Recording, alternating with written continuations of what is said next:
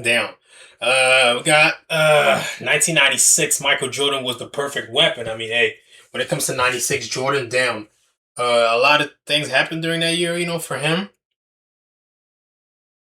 in regards to his success, but that was like, the year he came back, after retirement. I mean, no, technically came back 95, but, uh, you know, got put out the playoffs by Shaq's Magic.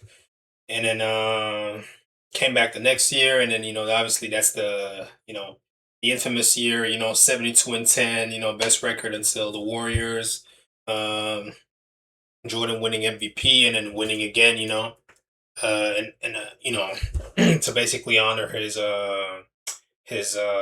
late father.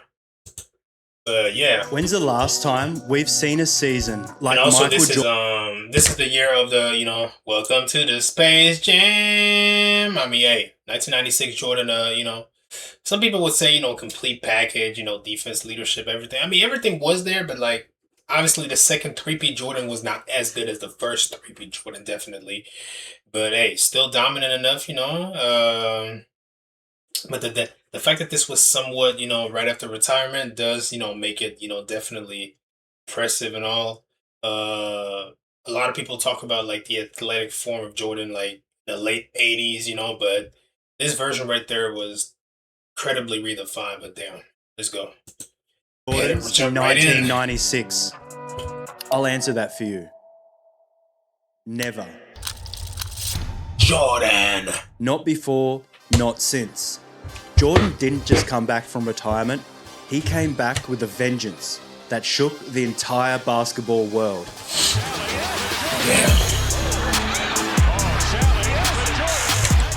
He led the Bulls to a 72-10 record, the best in NBA history at the time. He won his fourth MVP, fourth Finals MVP, and fourth championship. But more than that, he proved that greatness isn't just about talent, it's about turning pain into purpose, doubt into domination. In 1996, Michael Jordan wasn't just a basketball player, he was the perfect weapon, forged in tragedy and unleashed on a league that had no idea what was coming. This wasn't just a comeback story, this was revenge served at 30.4 points per game. It all started with two words that changed everything. I'm back. I'm back.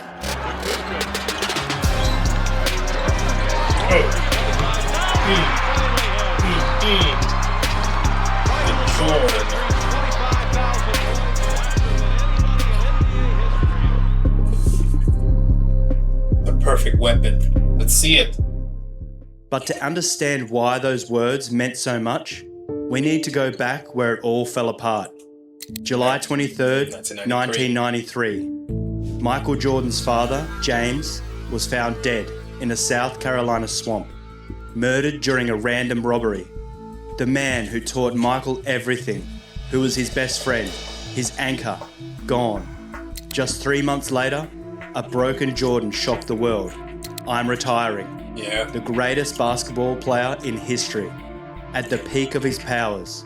True. They were calling him the greatest basketball player the world has ever seen, as he was in a playing baseball, literally, bro.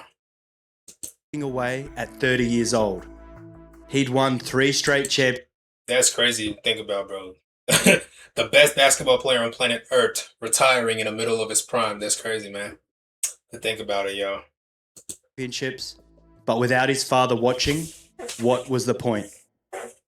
So Jordan did what his father always dreamed of. He played baseball. For 17 months, the greatest basketball player on earth was hitting .202 for the Birmingham Barons, riding bus trips through small towns, trying to find meaning in a game that wasn't his. Yeah. The NBA moved on without him. Hakeem won 2 titles. The Magic emerged with Shaq and Penny. People started asking the question nobody thought they'd ask. Did we already see the best of Michael Jordan?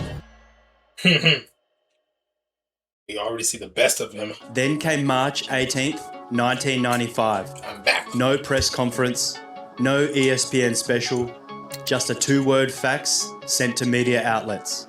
I'm back. That's it. 2 words that sent shockwaves through the sports world. In an era before Twitter, before Instagram, a simple facts became the most famous. It's crazy to see how famous Michael Jordan was. Like, that was before the internet. Like, bro, before, like being able to be this known, like before the age of the internet and social media stuff like that. That's crazy, man. Message in sports history. Jordan's agent wanted to write a proper press release. Michael said no. Like, honestly, not too many people could honestly achieve this level of coverage or fame, whatever. Hey, grabbed a pen, wrote Before two the words, internet. and changed everything. But here's the thing. That 1995 return, it wasn't perfect. Rusty from baseball, wearing number 45 instead of 23. Jordan looked human. The Magic bounced them in the playoffs. Nick Anderson stripped him at a crucial moment. Horace Grant, his former teammate, dominated the Bulls' front court. Yeah. People whispered, maybe Former Jordan teammate. isn't the same. Maybe baseball took something from him. Maybe Father Time finally caught up. Oh, how wrong they were, because what happened next wasn't just a comeback, it was basketball perfection. Randy Brown remembers it clearly. Michael said every game was going to be like a playoff game to him. Every single game. This wasn't the Jordan who left in 93. This was something else. Something scarier. The baseball humility was gone. The rust was gone. What remained was a basketball terminator, programmed for one thing: complete and utter domination. Victory there.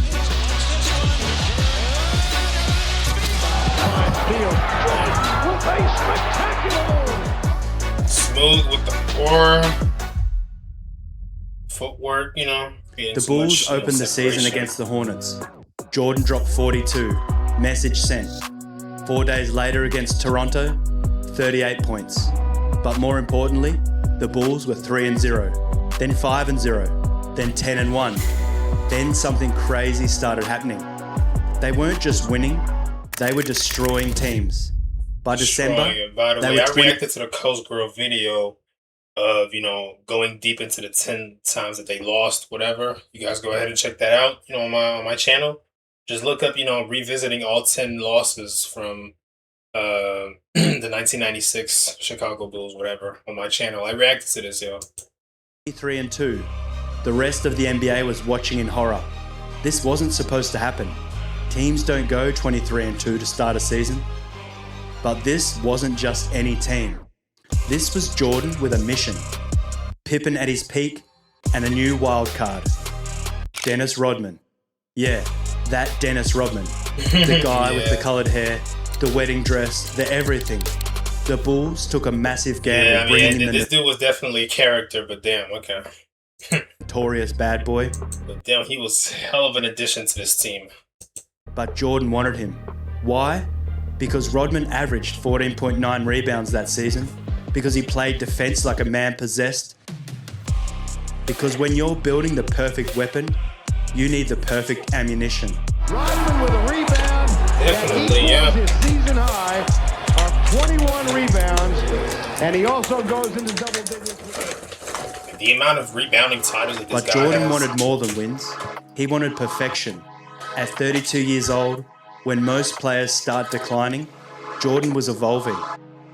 That season, he shot 42.7% from three-point range, a career high. Think about that.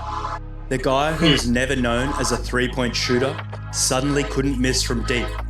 It's like he went away, studied his weaknesses, and came back without any. December 13, 1995. The Bulls are 17-2, the Magic are 17-5. Both teams are rolling, but this game, this was personal. The Magic had eliminated the Bulls in the playoffs previous just season. 7 months earlier. The same Nick Anderson who stripped Jordan in game 1 and then said 45 isn't 23. Nick Anderson said he wasn't the thing. Boy. 45 is not 23. Oh, Lord. I would have said, man, y'all, you don't Oh, Lord. What is you doing? How dare you? Fourth quarter, Bulls up 3. Jordan gets the ball. He looks at Anderson. Everyone knows what's coming. Jordan drives, stops, shoots. nothing but net. Next possession, same thing, and again, Jordan scored 11 straight points in 2 minutes. Bulls win 112 to 103.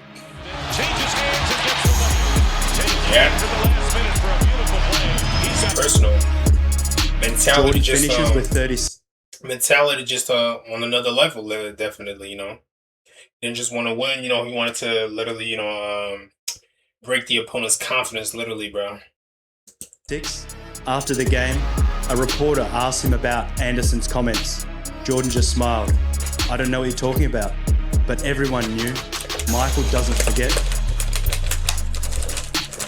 January 1996, the Bulls are 32-3. The 72 Lakers record of 69-13 is in sight. But records didn't matter to Jordan. What mattered was sending a message. Every team that beat them in 95, every player who thought he was done, every critic who said baseball ruined him, they all had to pay. And pay they did. Jordan went on an absolute tear in January. 45 against Atlanta, 47 against the Sixers, and then the big one, 53 against Portland. That's right, 53 points. This is a 32-year-old who's supposed to be slowing down. Supposed to be slowing down, like damn. Like when you talk about the Bulls here, like bro, having a great team, obviously, it helped and everything, but like, obviously Jordan was still like the engine and made everything work. So damn, like the Bulls system was great, definitely. But Jordan's ability to dominate within that system is what separated them like crazy, bro. Team won 72 games and Jordan was the driving force. So damn.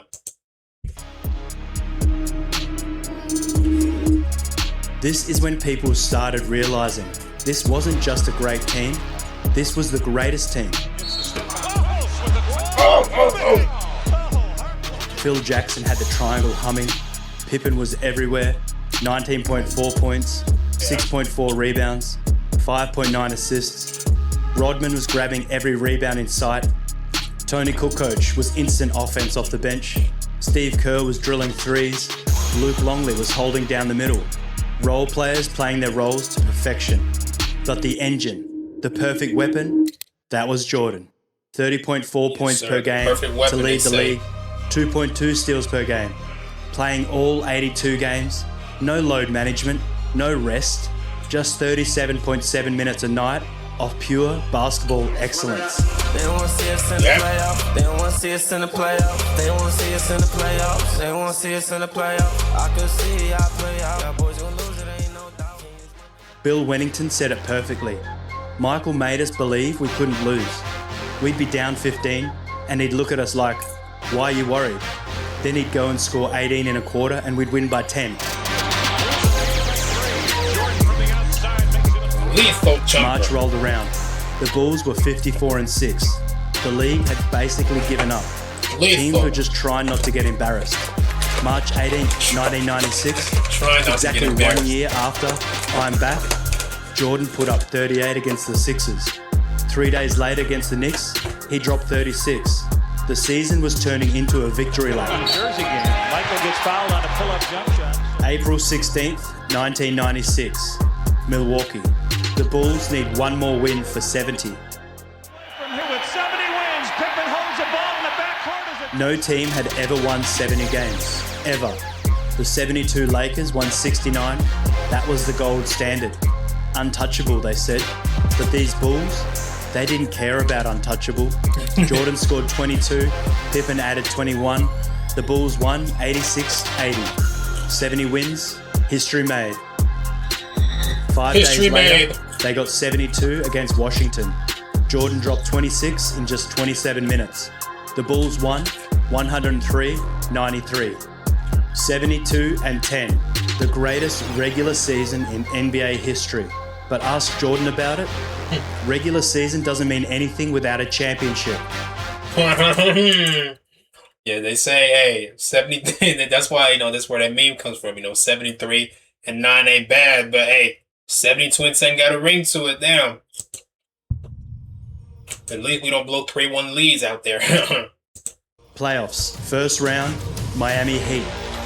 Pat Riley had built a tough, physical Heat team. They were supposed to make it ugly. make it a fight. Game 1, Alonzo Mourning tried to body Jordan. Jordan dropped 35. Game 2, they tried double teams. Jordan had 29. Game 3 in Miami, the Heat threw everything at him. Dan Marley, Rex Chapman, even had Mourning switching onto him. Jordan's response, 26 points on 10 of 23 shooting. Yeah. Sweep. Jordan averaged 30 points. Riley just said, "We got hit by a tornado named Jordan."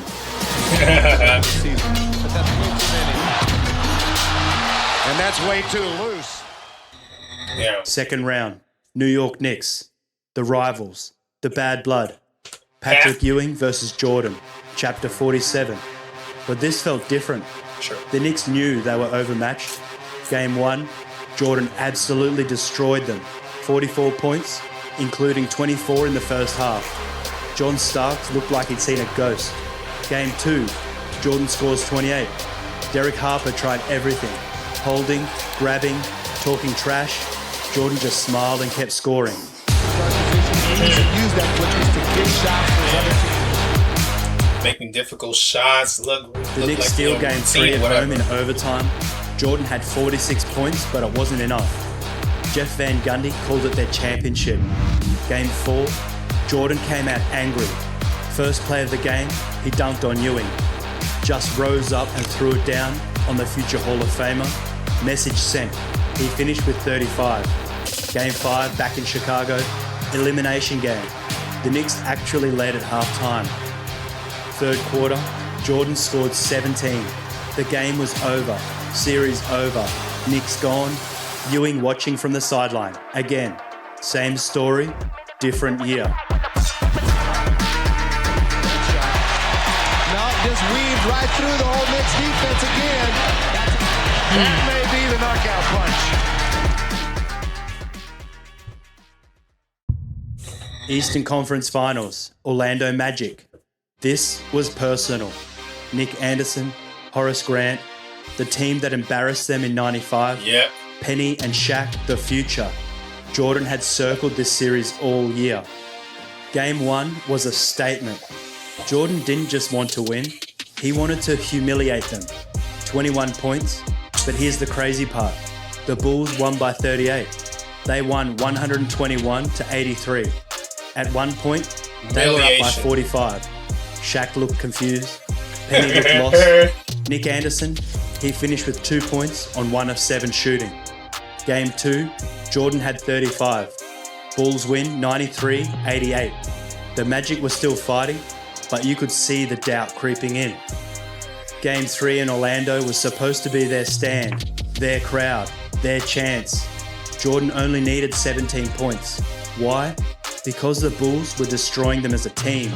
Bulls win 86-67. The Magic were done. Game 4, Jordan wanted to end it. 45 points. At one point, he scored 11 straight. Shaq fouled out. Penny had no answers. Sweep. Complete and utter domination. After Game 4, someone asked Penny Hardaway what happened. He just shook his head. Michael Jordan happened.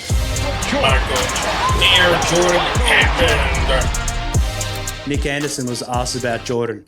He just walked away. Some wounds don't heal. Yeah.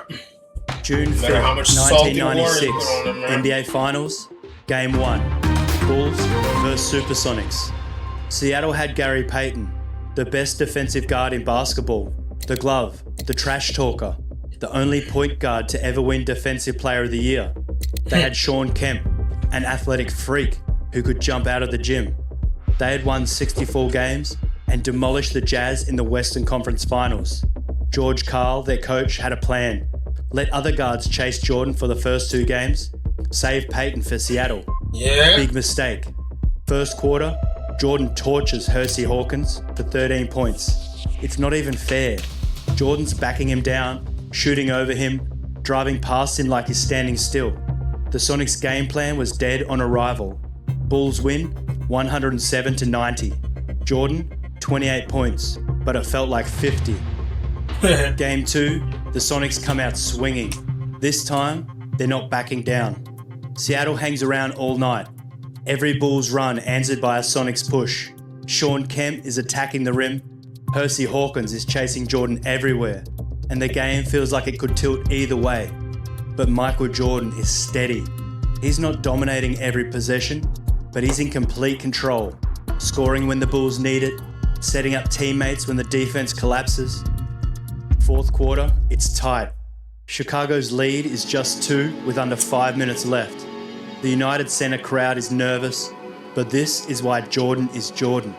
He finishes with 29 points, 6 rebounds and 8 assists, hitting clutch buckets and closing the door when it mattered most. Yeah, the Bulls win 92-88 and take a 2-0 series lead. Jordan definitely his shot selection is, far more disciplined than people give him credit for, but damn. Doesn't need to scream or celebrate wildly. He just walks off the floor, business as usual. Message delivered. Seattle can compete, but Chicago controls this series.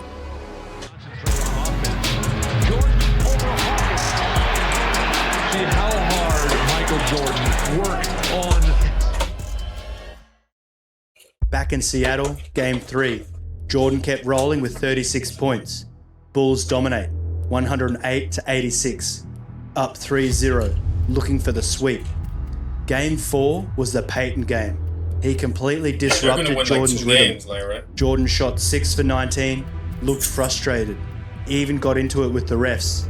The Sonics won by 21. Suddenly, everyone's talking. The glove figured him out. Jordan's finally met his match. Seattle in 7.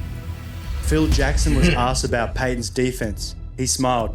Gary's doing a great job, but Michael's seen great defenders before. Game 5, still in Seattle. The Sonics kept fighting. They won again to make it 3-2. Yeah. Suddenly, people are wondering, is this going to a Game 7? Playoff of a shot, and here is Jordan. Michael Jordan has stopped a shot, and now Peyton Jordan behind the back to beat Percussion.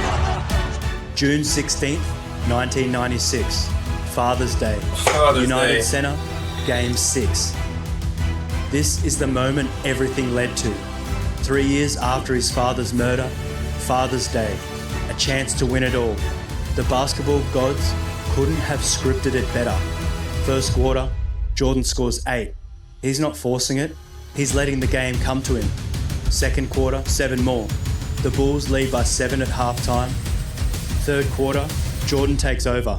A 3-pointer, a steal and dunk. The Sonics are done. They're done! The championship is coming. Fourth quarter, the United Center is shaking. Every possession, the crowd gets louder. 5 minutes left, Jordan hits another jumper. 3 minutes left, the Sonics have given up. 1 minute left, the crowd is on its feet. 30 seconds, Phil Jackson takes Jordan out. The United Center explodes. Yeah, look at Jordan. Look at Michael Jordan. The buzzer sounds 87-75. The Bulls are champions. And then it happens. The perfect weapon breaks. Jordan falls to the floor, clutching the basketball, sobbing uncontrollably. 3 years of pain, 3 years of doubt, 3 years of questions. It all comes pouring out. He runs to the locker room, collapses again. The cameras follow. The world watches Michael Jordan, the toughest competitor in sports, crying like a child. Yeah. This is for Daddy, he whispers. 22 points, 9 rebounds, 7 assists in Game 6. Finals MVP, his 4th championship. But the numbers don't matter. What matters is that on Father's Day, 3 years after losing the man who meant everything to him, Michael Jordan proved that greatness isn't about being invincible, it's about being broken and choosing to be unbreakable. Yeah. The 95-96 Bulls didn't just break records, they redefined what perfect means. 72-10 in the regular season, 15-3 in the playoffs, 87-13 overall. They led the league in scoring, they had the best offensive rating, they had the best defensive rating, they had the MVP, the best rebounder, the 6th man of the year. They had everything. Yeah. But most of all, they had Michael Jordan at his absolute peak. Not the young Jordan who was pure athleticism, not the old Jordan who relied on guile, This was Jordan 3.0, the perfect weapon. Lethal. Every weakness erased, every strength amplified. A 42.7% three-point shooter who also led the league in scoring. A 32-year-old who played all 82 games. A leader who made champions out of role players. Tony Kukoc said it best years later. People asked if we could beat today's Warriors or other great teams. I laughed. We had Michael Jordan. Not just any Michael Jordan, 1996 Michael Jordan. That's not fair to anybody. The numbers are staggering. 30.4 points per game, 6.6 rebounds, 4.3 assists, 2.2 steals, MVP, Finals MVP, All-Star Game MVP, First Team All-NBA, First Team All-Defense.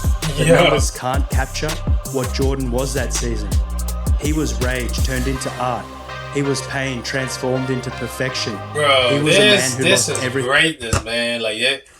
Oh my God. Is anyone ever going to do this again? Damn. Thing that mattered and responded by becoming untouchable. Every game was a... I think LeBron came close in 2013, something like that, but damn, man. Statement. Every quarter was a message. Every shot was a declaration. I'm not done. I'm not diminished. I am Michael Jeffrey Jordan, and I am the perfect weapon. Steve Kerr tells this story. Late in the season, we're up 30 against someone. Garbage time. Michael's on the bench. The other team goes on a little run, cuts it to 22. Michael stands up, takes off his warm-ups. Feels like, Michael, we're up 22. Michael just says, they need to remember. That's who he was that year. No lead was safe enough. No statement was strong enough. In 1996, Michael Jordan didn't just play basketball, he authored basketball. He wrote the definitive text on what it means to be great.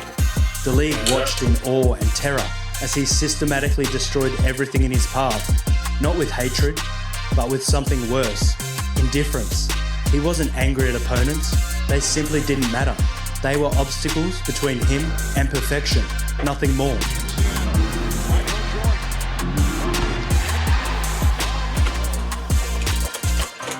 The lasting image of that season isn't the records or the highlights. It's Jordan on the floor on Father's Day, clutching that basketball, crying for the father who would never see him play again. In that moment, the perfect weapon revealed its secret. It was powered by love. Love for a father, love for the game, love for the very idea of greatness itself. 1996 Michael Jordan was the perfect weapon because he was perfectly motivated, perfectly skilled, and perfectly surrounded. But most of all, he was perfect because he chose to be. After tragedy, after doubt, after baseball, after everything, he chose. Crazy. People focus on the scoring and all, but the defense was elite too, man. Perfection. And for one magical season, he achieved it. The 95-96 NBA championship.